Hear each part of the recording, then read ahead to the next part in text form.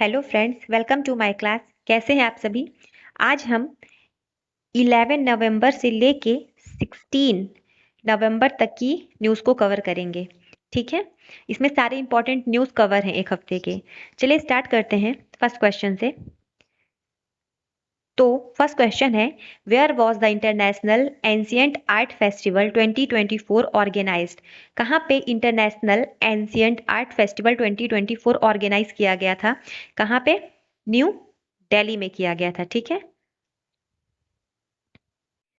सो 8th international ancient art festival जो organise किया गया वो न्यू दिल्ली में किया गया, और Indira Gandhi national centre for arts in collaboration with rays of wisdom society and ministry of culture government of India. मतलब जो ये है इंदिरा गांधी नेशनल सेंटर है फॉर आर्ट्स, इसने किसके साथ कोलैबोरेट करके? Rays of wisdom society and ministry of culture के साथ कोलैबोरेट करके ये फेस्टिवल को ऑर्गेनाइज किया था। ठीक है, और जो इसमें के स्पेशल गेस्ट थे वो कौन थे? डॉक्टर सच्चिदानंद जोशी। आगे बढ़ते हैं। In which city of Uttar Pradesh was the state's first double decker electric bus service launched. Uttar Pradesh के किस सिटी में double decker electric bus service को लॉन्च किया गया है? तो कहाँ किया गया है? लखनऊ में किया गया है। ठीक है, तो यूपी के जो सीएम है योगी आदित्यनाथ जी ने, उन्होंने लखनऊ में double decker electric bus service को लॉन्च किया है। एंड जो इसमें जो है, जो फीमेल होंगी, ये बायोलॉजिकल सिंबल है, ठीक है, फीमेल का। जो फीमेल होंगी उनकी जो टिकट होगी उसमें 50% का क्या होगा? डिस्काउंट होगा। ठीक है, नेक्स्ट है, who has been sworn in as the 51st chief justice of India. ये तो सभी को रट गया होगा एकदम से, है ना, कि 51st chief justice of India कौन बन गए हैं? तो जस्टिस संजीव खन्ना, ये 51st चीफ जस्टिस बन गए हैं इंडिया के। और इन्होंने रिप्लेस किसको किया है? DY चंद्रचूड़ को। नेक्स्ट क्वेश्चन है, which countries tourism department has appointed actor Sonu Sood as the brand ambassador for tourism. किस कंट्री ने सोनू सूद को अपना ब्रांड एम्बेसडर चुना है टूरिज्म के लिए? सो थाईलैंड ने चुना है। एंड थाईलैंड ने इन्हें एक अवार्ड से सम्मानित किया है, वो है ऑनरेरी टूरिज्म एडवाइज़र। ये याद रखिएगा, ऑनरेरी टूरिज्म एडवाइज़र से किस सम्मानित किया गया है? तो सोनू सूद को किया गया है। ठीक है, नेक्स्ट क्वेश्चन है, when is national education day celebrated every year. हर साल नेशनल एजुकेशन डे कब सेलिब्रेट किया जाता है? तो 11 नवंबर को हर साल नेशनल एजुकेशन डे सेलिब्रेट किया जाता है। और ये जो उन किसको ऑनर करने के लिए हम ये दिन सेलिब्रेट करते हैं? तो ये बर्थ एनिवर्सरी है मौलाना अबुल कलाम आज़ाद का, जो कि फर्स्ट एजुकेशन मिनिस्टर रह चुके हैं इंडिपेंडेंट इंडिया के। ठीक है, और ये जो हैं कांग्रेस के सबसे यंगेस्ट प्रेसिडेंट रह चुके हैं 1923 में, जब कांग्रेस का जो इंडियन नेशनल कांग्रेस की जो मीटिंग होती है उसमें जो ये है जो प्रेसिडेंट बनाए गए थे, उसमें 1923 में कौन बनाया गया, किसको बनाया गया था? अबुल कलाम आज़ाद को। ठीक है, तब उनकी एज 35 थी। एंड इन्होंने प्रमोट किया था प्राइमरी एंड सेकेंडरी एजुकेशन को। नेक्स्ट है, who has been elected the president of the International Hockey Federation. International Hockey Federation का प्रेसिडेंट किसे चुना गया है? तो तैयब इकराम को इंटरनेशनल हॉकी फेडरेशन का प्रेसिडेंट चुना गया है। नेक्स्ट क्वेश्चन है, शिगेरू इशिबा। ये भी एकदम रट गया होगा सबको, है ना, क्योंकि ये जो चीफ जस्टिस वाली न्यूज़ है और ये जापान की जो PM वाली न्यूज़ है, ये तो बहुत ही ज़्यादा न्यूज़ में रही है और एकदम से रट गया है, बार बार न्यूज़ में आता है ना, हर दूसरे तीसरे दिन। So Shigeru Ishiba has recently been elected the prime minister of which country? चलिए बताइए क्या होगा? जापान। नेक्स्ट है, with whom has Noida international airport signed an agreement for green energy. किसके साथ नोएडा इंटरनेशनल एयरपोर्ट ने मिलके ग्रीन एनर्जी एग्रीमेंट को साइन किया है? तो टाटा पावर के साथ मिलके। सो टाटा पावर और नोएडा ने एग्रीमेंट साइन किया है रिन्यूएबल एनर्जी के लिए। ठीक है, ताकि हम इसका अच्छे से इस्तेमाल कर सकें इंडियन पावर सेक्टर में। नेक्स्ट क्वेश्चन है, in which states the central government has approved rupees 725.62 crore for the modernisation of fire service. Central government ने 725.62 करोड़ रुपए एलोकेट किया है किस स्टेट्स को, ताकि वहाँ की जो फायर सर्विस है वो मॉडर्नाइज हो सके। ठीक है, तो Chhattisgarh, Orissa and West Bengal. Chhattisgarh, Orissa and West Bengal की फायर सर्विस को मॉडर्नाइज करने के लिए ये पैसे एलोकेट किए गए हैं इन स्टेट्स को।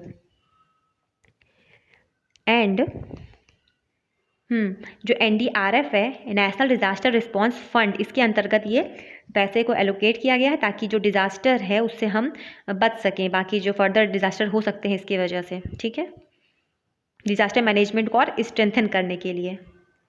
नेक्स्ट क्वेश्चन है, how many marks has Hindalco got in the 2024 S&P global corporate sustainability assessment. So Hindalco को कितने मार्क्स दिए गए हैं ग्लोबल कॉर्पोरेट सस्टेनेबिलिटी असेसमेंट में? ठीक है, तो कितना दिया गया है?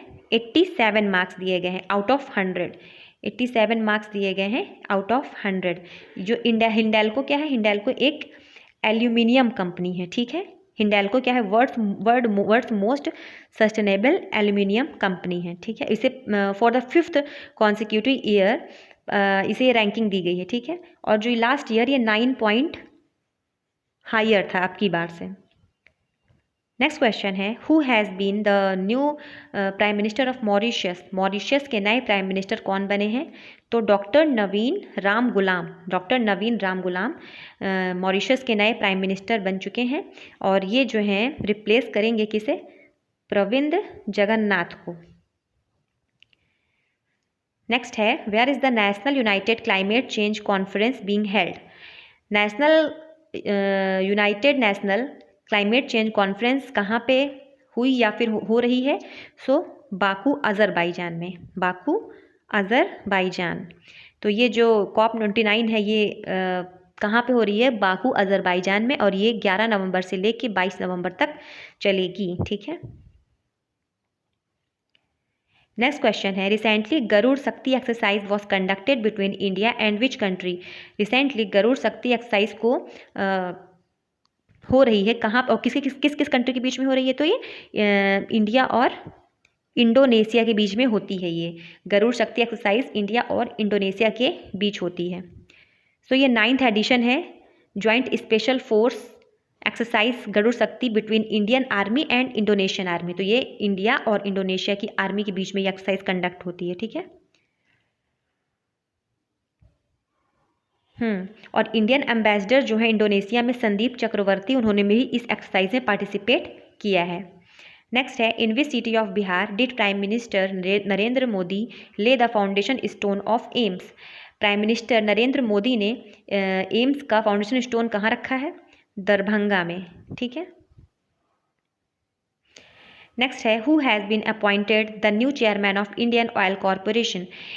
किसे बनाया गया है नया चेयरमैन इंडियन ऑयल कॉरपोरेशन का? किसे बनाया गया है?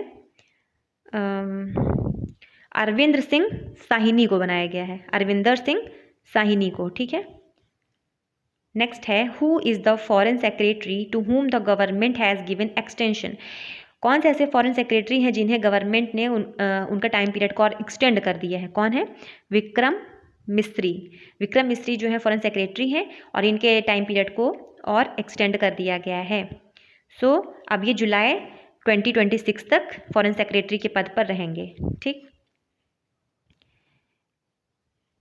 नेक्स्ट है, where will the world's first high altitude para sports centre be established. World का first high altitude para sports centre कहाँ इस्टेब्लिश किया जा रहा है? तो लेह लद्दाख में। ठीक, सो हमारी कंट्री का जो एम है कि हम स्पोर्ट्स को प्रमोट करेंगे, तो उसी के तहत ये world first high altitude para sports centre को बहुत ही जल्दी बनेगा। कहाँ पे? लेह लद्दाख में। ठीक, आगे बढ़ते हैं। Who has been appointed as the new executive chairman of the National Legal Service Authority? So NALSA है ये, national national legal service authority, ठीक है। इसके न्यू एग्जीक्यूटिव चेयरमैन किसे अपॉइंट किया गया है, तो किसे किया गया है, जस्टिस भूषण रामकृष्ण गवई को। और जस्टिस भूषण रामकृष्ण गवई ने किसको रिप्लेस किया है, संजीव खन्ना को रिप्लेस किया गया है। संजीव खन्ना अब चीफ जस्टिस ऑफ इंडिया बन चुके हैं। इसके पहले ये नालसा के एग्जीक्यूटिव चेयरमैन थे, ठीक है। और नालसा क्या है, नालसा ये क्या करती है, जो गरीब लोग होते हैं उनको फ्री लीगल एड प्रोवाइड करने के लिए ये नालसा को बनाया गया है। चलिए, जो मैंने बताया वही सब लिखा हुआ है यहाँ पे। Who has been recently appointed as the new brand ambassador of Madhya Pradesh tourism department.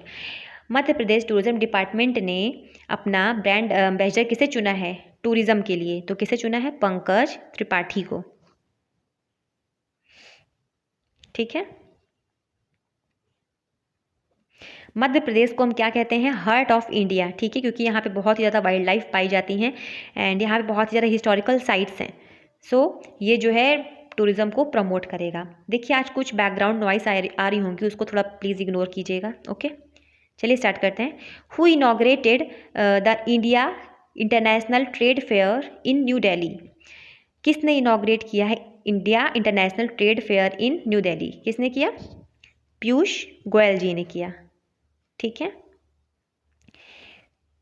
तो united union minister for commerce and industry Piyush Goyal ji हैं। इन्होंने इनॉग्रेट किया है 43rd edition of India international trade fair.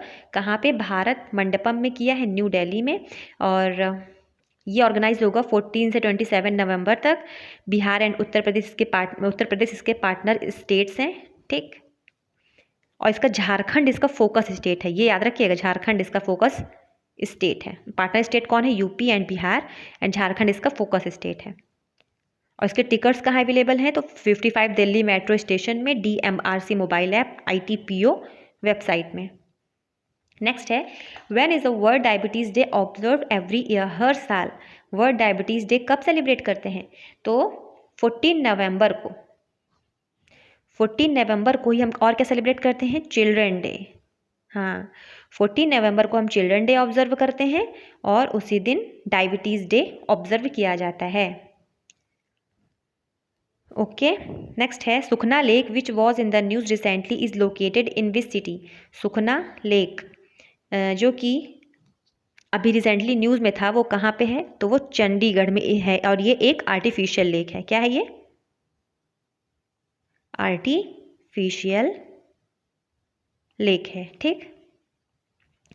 United Ministry of Environment, Forest and Climate Change has recently issued a notification to demarcate an area ranging from 1 kilometer to 2.035 kilometer around Sukhna Wildlife Sanctuary on the Haryana side as eco-sensitive zone। मतलब जो सुखना river है उसी के पास है सुखना wild life sanctuary, जो कि Haryana side में पड़ता है, उसे इको सेंसिटिव जोन नोटिफाई किया जाएगा, ठीक है। और ये कहाँ है, एक आर्टिफिशियल लेक है, ये एक आर्टिफिशियल लेक है और ये लोकेटेड कहाँ है, चंडीगढ़ में है, ठीक है। तो आज की न्यूज़ यही ख़त्म होती, सारी इंपॉर्टेंट न्यूज़ कवर हो गई हैं। Thank you for watching. And अगर आपको मेरी क्लास पसंद आई हो तो प्लीज़ मेरे चैनल को सब्सक्राइब, शेयर और लाइक ज़रूर से करें, ठीक है। Thank you.